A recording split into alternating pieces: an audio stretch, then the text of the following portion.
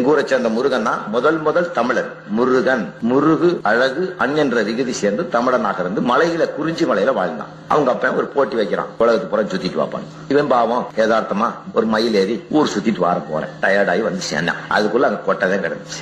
கொட்டை கிடக்குது, நம்ம வந்துட்டு இருக்கிறோம், ஊர் சுத்திட்டு இருக்கான், நம்ம கூட எவனும் ஓடியாருல, இது மாதிரி கிடக்குது. உங்க அப்பனை பார்த்து மாதிரி ஈஸ்வரா என்னப்பாச்சு கனி, அது ஒன்னே திண்டு கொட்டை ஓட்டான். எப்படி கொடுத்த நீ? அவன் எதுல சுத்தி இருக்கான்? அவனுக்கு வாகனமே இல்லையே, எளிதான வாகனம், ஏறி உட்காந்து மேய்ஞ்சு போ.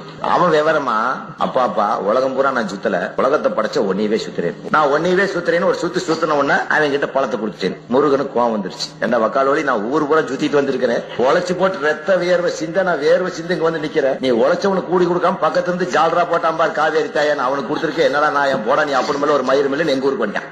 அப்பனையே எதிர்த்து அந்த காலத்துல உழைத்தவனுக்கு ஏற்ற ஊதியம் கேட்டு கம்யூனிஸ்டுகள் தோன்றாத காலத்திலே, மார்க்ஸ் தோன்றாத காலத்திலே, இஸ்லாம் தோன்றாத காலத்திலே ஒருவன் நாயம் கேட்டவன் ஒரு தமிழன், அவன் தான் முருகன்.